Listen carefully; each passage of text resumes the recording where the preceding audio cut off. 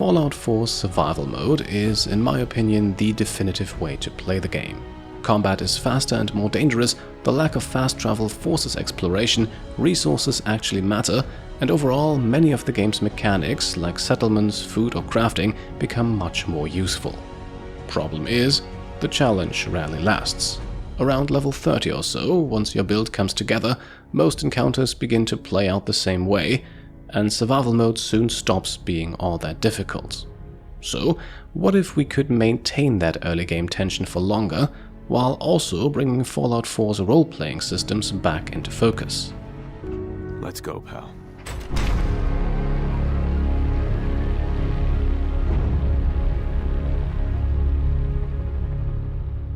Hey there, my name is Pete, and today we complete what may well be one of the biggest challenges on this channel yet.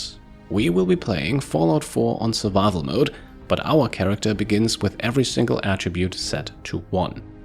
Normally, the game gives you 21 additional points to spend during character creation. We are getting none. Almost every perk will initially be out of reach, and many of our early level ups will be spent simply raising attributes that players normally increase before the game even begins. This is also why we are attempting this in Fallout 4, the only game in the series where level ups can be used to increase special attributes. Even so, we will effectively remain 21 levels behind, while our enemies keep leveling up around us. Now, to make those attributes matter even more, we add one further restriction: every attack must be made through VATS. We cannot compensate for terrible stats with careful aiming or excellent weapons. For quite a while we are stuck with poor accuracy and barely enough action points to fire more than once.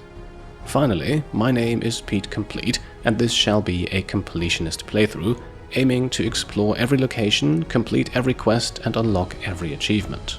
The question is whether careful preparation, resource management and a well-planned character build will be enough to survive. War. War never changes.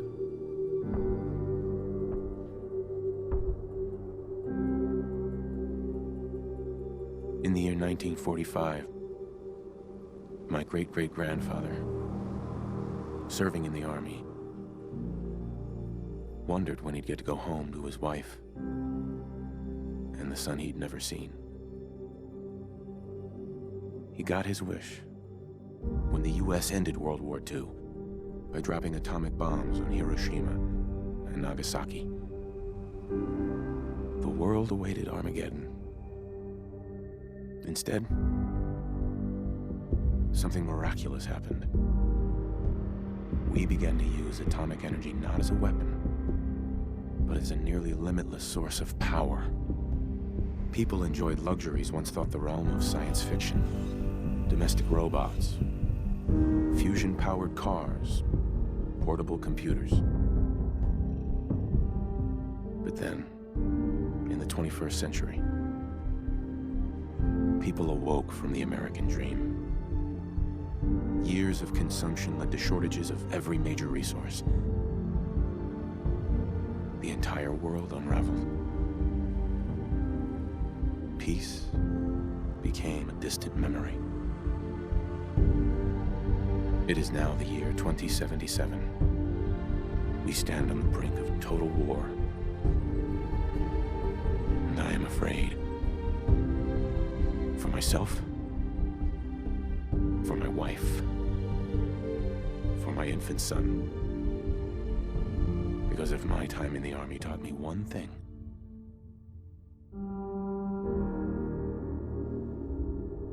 it's that war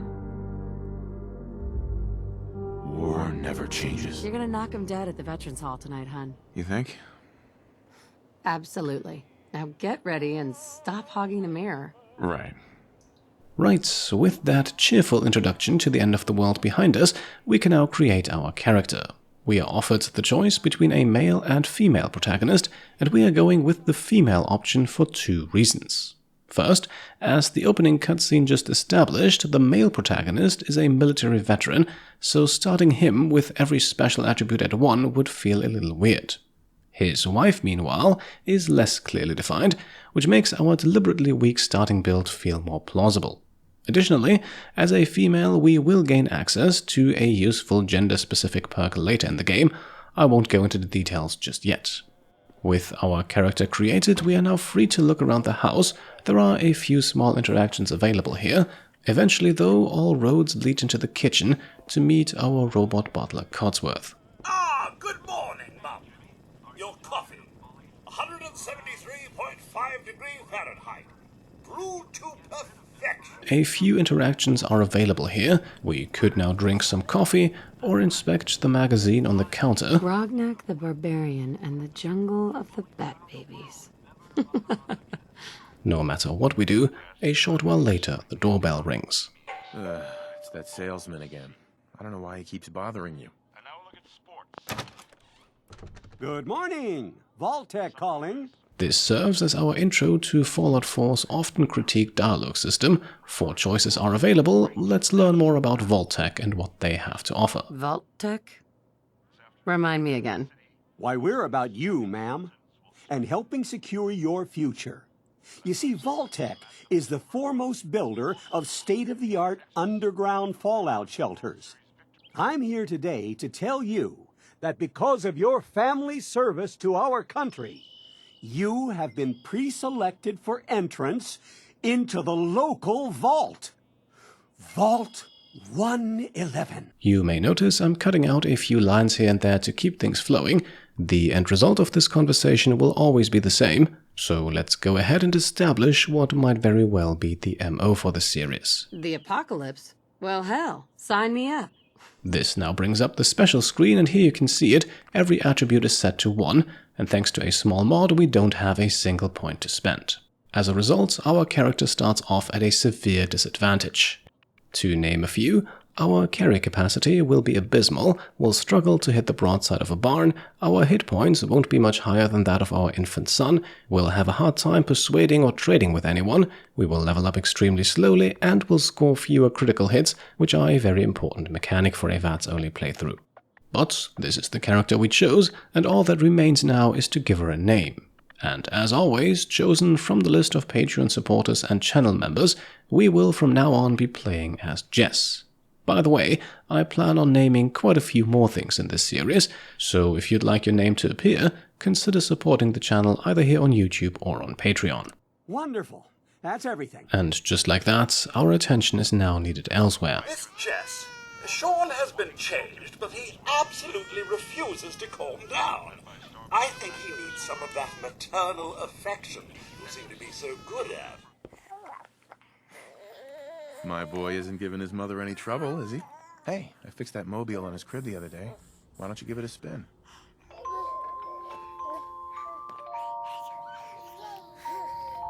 That's my boy, on his best behavior, just like his dad. Well, most of the time anyway. Listen, after breakfast, I was thinking we could head to the park for a bit. Weather should hold up. Once again, let's go with the sarcastic option here, our last dialogue choice for quite some time. Oh, right. The park. With you. Because I want to get pregnant again. Sir? Mum? You should come and see this! Codsworth? What's wrong? Oh no. We do have coming in. That's confirmed reports. I repeat, confirmed reports of nuclear detonations in New York and Pennsylvania. My God. Right, and so begins the evacuation of Sanctuary. Along the way, we can catch a brief glimpse at our panicking neighbors before we cross the bridge across the small stream and approach the vault security checkpoint. That's absurd! I am Not on the list. Vault-Tec. You don't get in. I'm going in. You can't stop me. Okay. I'm reporting this! We're gonna die out here! We need to get in. We're on the list. Infant, adult male, adult female. Okay, go ahead. Thank you. Good luck, sir. And God help us all. From here, there's nothing else to do but to head for the elevator platform. Almost there. Is Sean okay? He's fine. We're gonna be okay. I love you. Oh my God!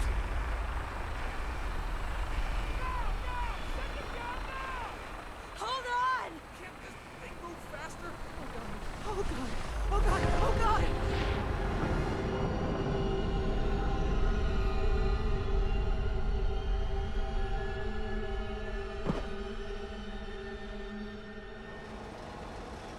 did it. We made it. We're okay. Alright, once again, I'm not going to show you every single interaction you can have down here. They're all pretty inconsequential to what happens next. So let's head up the stairs, grab our vault suit, and follow the doctor. See? This is our new home. Just step in here and put your vault suit on. It'll be okay. Mommy's right here. See? Honey? Could you help me? Who's my little guy, huh? I'm not going far. I'll just be over there. And with that, let's step inside and see where that takes us. The pod will decontaminate and depressurize you before we head deeper in the vault. Just relax. Time for a whole new life. Resident secure. Occupant vitals normal. Procedure complete. In 5, 4, 3, 2,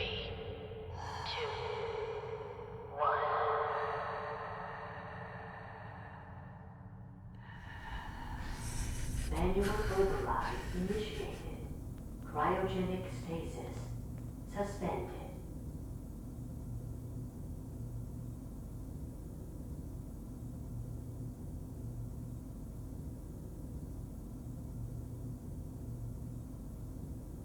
This is the one. Here. Open it. Fun fact, pressing the interact button during this scene actually lets you punch the inside of your pod. Is it over? Are we okay? Almost. Everything's going to be fine. Come here. No. Come here. No. I got it. Let the boy go. I'm only going to tell you once. I'm not giving you short!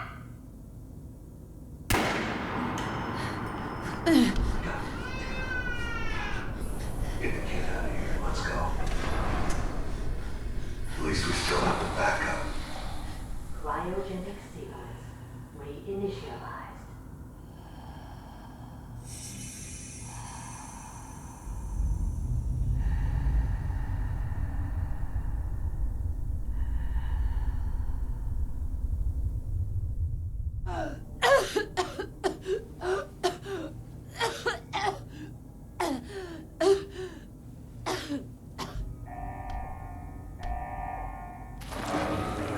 Cryogenic array. All residents must vacate immediately.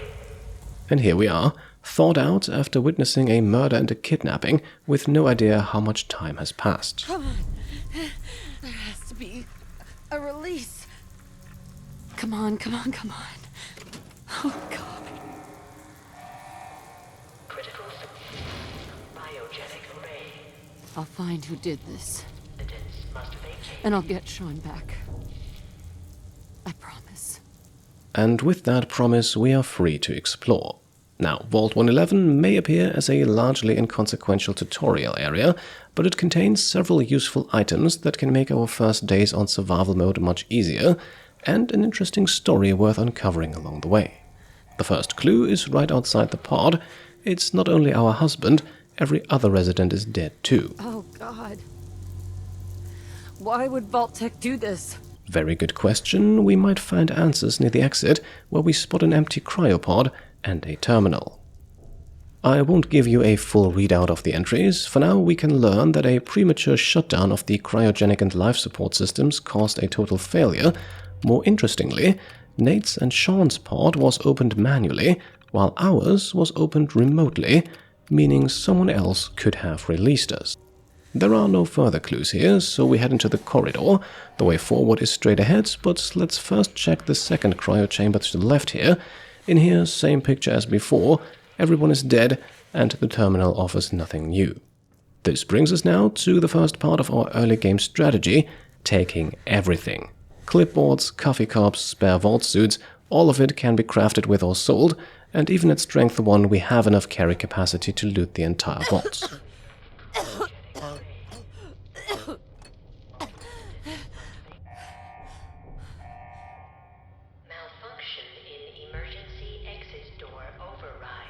The door ahead is locked, so we take the side passage, where a giant roach waits behind the window, as well as a conveniently placed security baton below.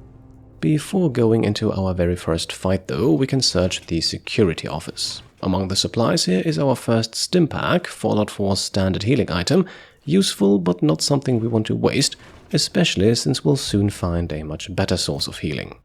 But before we worry about surviving the vault, there is a bigger question here. Why were all of its residents left to die in the first place? The security terminal here gives us the first clues. Vault 111's residents were unknowingly placed into cryosleep so that Vault-Tec could study its long-term effects. Security was authorized to use lethal force against anyone interfering with the experiment, including those not officially allowed to enter, who were to be detained and, once the residents were safely frozen, disposed of. A science team then had to monitor the residents' vital signs, but intervention was only allowed once more than 80% of them had already died, and even then the experiment itself was not to be entirely stopped. Interestingly, this assignment was only supposed to last until Vault-Tec sent an all-clear signal, and if none arrived, the Overseer could evacuate the staff after 180 days, while the frozen residents were meant to remain behind. The security logs here show how that plan collapsed. While staff expected to leave after a few months, the all-clear never came and food began running out. Suspicion grew that the Overseer was hiding something, especially after the vault's main exit supposedly malfunctioned, and only his private evacuation tunnel remained usable. Eventually, he locked himself inside his office with the science staff and demanded that everyone surrender their food, weapons, and medicine. The remaining security and support staff refused and prepared to force their way out. How all of that ended remains unclear for now, but it does explain why everyone remained frozen even though the vault staff seems long gone. Moving on, we now equip the baton, head through the corridor and into the room with the rat roach already waiting. This gives us our first opportunity to enter VATS. Melee attacks have a 95% hit chance, although getting close enough obviously carries the risk of being hit in return. The bigger limitation, however, is our tiny action point pool. Jess can queue up just 2 attacks before running dry. Luckily, 1 is all it takes. Giant roaches? What the hell? After grabbing the second baton, we enter the kitchen, potentially the most important room in the entire vaults. Alongside everything else, we want to make sure to pick up every empty bottle we can find, because in the bathroom next door, we can then fill those bottles at the sink to create portable, purified water. With thirst being a constant concern on survival, this is one of the most valuable resources in the game. Before leaving, there is also one extremely easy to miss thing we can do on our quest for full completion, unlocking our first achievement. To do so, let's check the recreational terminal. According to the Overseer's memo here, a privilege that could be revoked if work performance declined, so not exactly the most generous employee benefit. There's also a high score table filled with 3-letter initials, which actually correspond to some of the game's console commands, although on survival mode the console is disabled. But we're here to grab the Future Retro achievement. For that, we simply need to play the Red Menace game on this terminal. Again, an early and easy to overlook opportunity. Sadly, the high score table did not come with any actual scores to beat, so there is no point in playing for longer than a few seconds. Afterwards, we want to make sure to eject the game's holotape, though, to take it with us. Next to the kitchen are the sleeping quarters, but there is nothing worth grabbing, so we move on. The next room is full of electrical hazards, as this rat roach here has already discovered. Timing it right, we can loot it and then proceed towards the next 2. Unfortunately, it looks like the first one here did get a small hit in. The damage is minor, but on survival, even a small hit can cause disease, which we'll get to later. For now, we grab the clipboard and also note the first remains of the vault staff. What happened here? Where is everyone? Now, this could be an accident, could be something more sinister. Either way, we move on, take out 2 more roaches, and use the water fountain behind them to heal. This is why purified water is so valuable, and it also means we can save the 3 stim packs in the Overseer's office next. We also pick up our first pistol here, a weapon that will probably stay with us for quite a while. The second body here may be the Overseer himself. Is this all that's left? Nearby, we can grab some useful glasses, extra 10mm ammo, and a spare pistol. This one has ammo in it too. The strange weapon locked in the case, meanwhile, this one will have to wait. Let's quickly loot the Overseer's private quarters next, cigarettes on the nightstand, bobby pins and red X in the mirror, and more ammo in the locker here. In the office itself, 3 file cabinets can be looted. More importantly, if this really is the Overseer lying here, his terminal may finally tell us what happened after the security staff decided to mutiny. First of all, his instructions confirm the experiment, but they're even harsher than the security briefing we read earlier. Vault residents were never to be revived under any circumstances, even to save their lives, and the staff themselves were considered expendable too. While waiting for the all-clear, the Overseer also worked on the cryolator, an experimental freezing weapon, the one we just saw locked away. His logs go on to show that the vault initially ran as planned, aside from one part briefly malfunctioning. He also mentions wishing he could join the residents in their leap forward in time, perhaps explaining the empty pod we found earlier. Once the 180-day shelter period then ended without an all-clear and supplies began to run low, the Overseer refused to open the vault, fearing lethal radiation outside. The staff believed they were being trapped, mutinied, and the Overseer responded by locking down supplies and deciding who could still receive food. Anyone who resisted would conveniently become one less mouth to feed. This harsh decision might explain how he found his demise. Let's make sure we don't find ours next, as the corridor ahead is full of roaches. There's 5 we can see immediately. Our hit chance of barely 60% is the best we can get from this distance, and we have just enough action points to queue up 3 meager shots. Let's hope we hit one.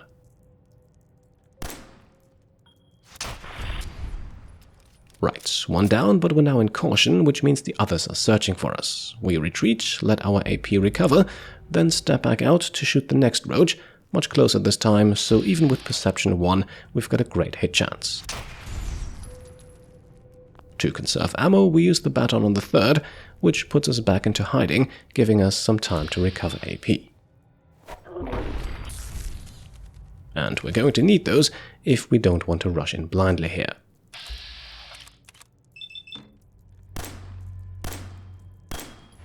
Lovely. 3 shots, 3 misses. A nice preview of how unreliable this build can be early on. Luckily, we draw the remaining roaches closer, where they're much easier to finish off.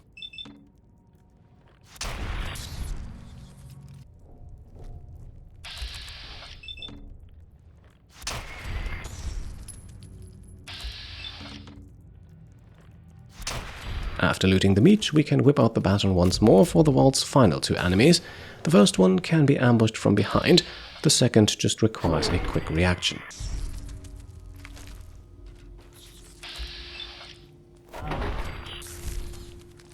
And with that, we can now equip the Pip-Boy on the floor here, an essential piece of gear if we ever want to leave.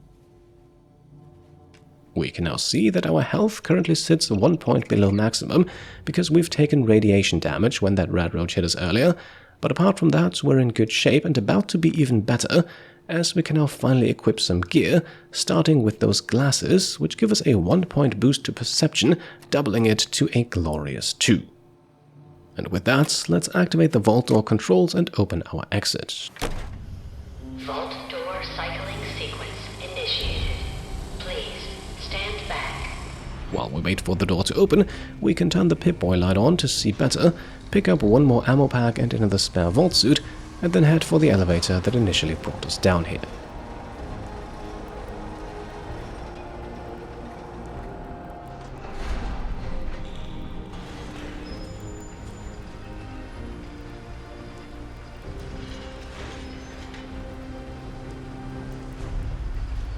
We do not want to make any changes, not that we could, so let's return to the surface and unlock our second achievement. Enjoy your return to the surface, and thank you for choosing Vault Tech.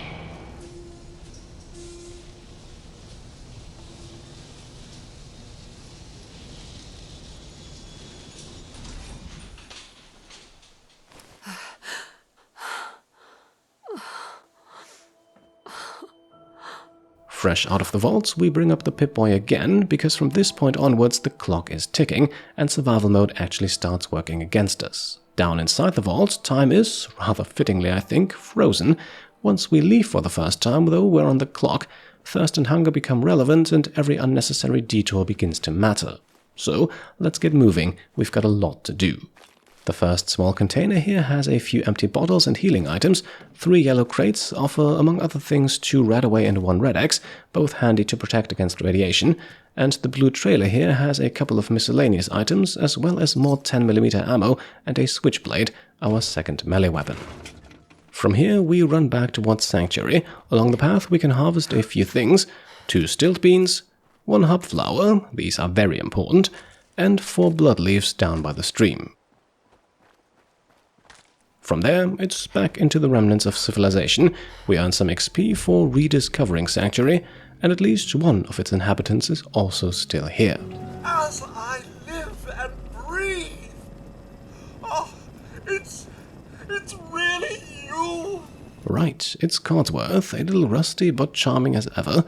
Maybe he can catch us up on what happened. Codsworth, what happened to the world? The world, Mum? Well, besides our geraniums still being the envy of Sanctuary Hills, I'm afraid things have been dreadfully dull around here. Things will be so much more exciting with you and Sir back. Where is your better half, by the by? And with our next 2 dialogue choices, we can first tell Codsworth of Nate being murdered. They killed him. Before we also reveal that Sean's been kidnapped. Sean's been kidnapped. But I'm gonna find him. I'm gonna get my baby back.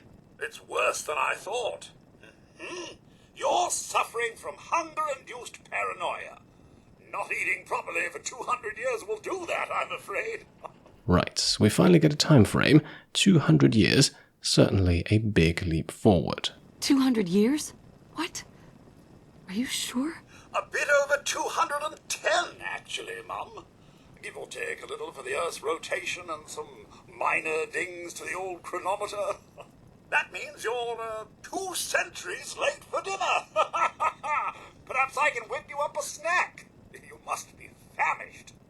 Now at this point, the game gives us our first speech check. Usually, higher charisma is needed to pass these, but this first one always succeeds and gives us a small amount of XP. Codsworth, you're acting a little weird.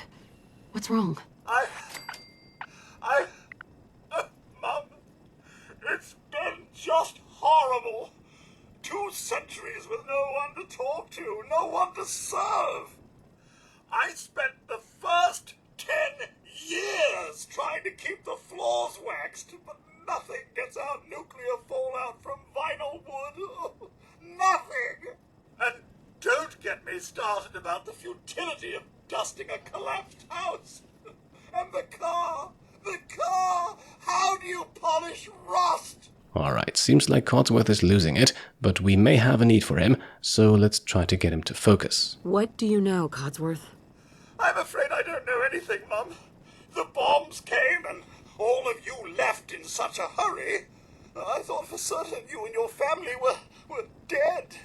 I did find this holotape. I believe Sir was going to present it to you as a surprise.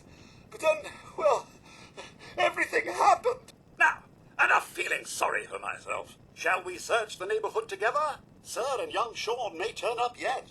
After receiving the holotape, it is now crucial that we decline this offer. We want to go solo for a moment to maximize our XP gain. There's nothing left here. It's all gone. Well, if you wish to venture to paths unknown, I won't stop you. I shall guard the neighborhood in your absence. Right, checking the Pip-Boy, we can see that we're tired, which reduces our available action points by 5%, and that penalty can get worse. On the plus side, our kills have built up adrenaline, a survival mode exclusive mechanic, adding a 5% damage boost with every 5 kills, up to 50%. Now, first priority here in Sanctuary is unloading weights. Heading for the house with the red workbench, we grab any loose items nearby and inside. Oil cans and duct tape in particular are useful crafting materials. Activating the workbench now unlocks Sanctuary as a settlement, but we're not going to build just yet. For now, let's store everything we have, apart from the pistol, ammo, bobby pins, our outfit and a small supply of water and stim packs. Then we'll upgrade the pistol with a light receiver. Yes, that loses us 1 point of damage per shot, but it also reduces its action point cost by roughly 25%. Since we can only attack through VATS, damage per action point matters much more than damage per shot, making this a very important choice. The pistol also gets a name, the Iron Beagle, after one of my Patreon supporters.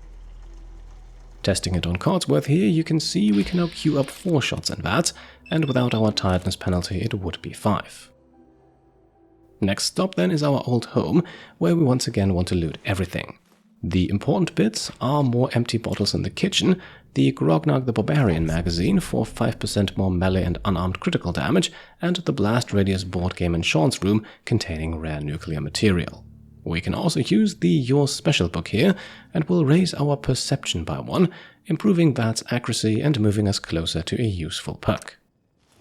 I'm coming, sweetheart. The next house then offers our first bloatfly encounter, and these are much more dangerous than radroaches. They're small, hard to hit and attack from range, which can kill us pretty quickly with our low health. Codsworth could help, but also steal kills in the process, and with that valuable experience points.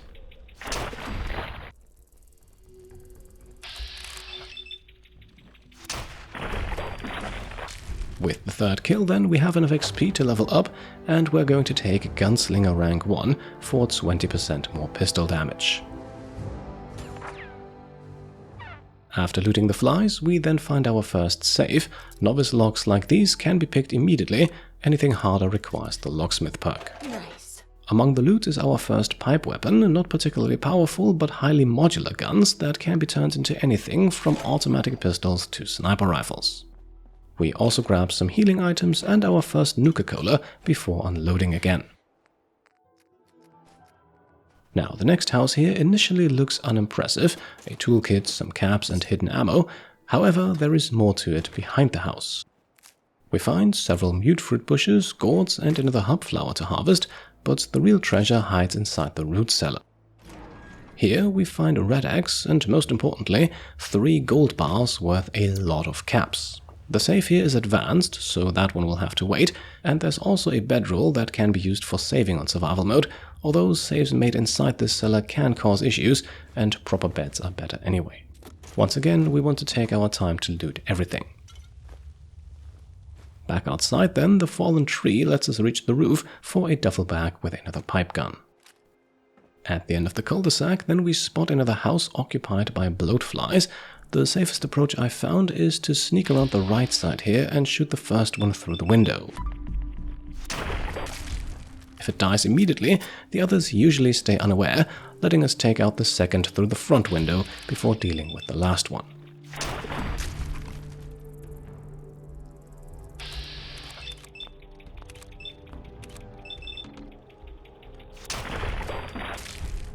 By now we are also parched, the first level of thirst. That lowers intelligence by 1, which in our case doesn't really do much, but it also reduces our action points slightly.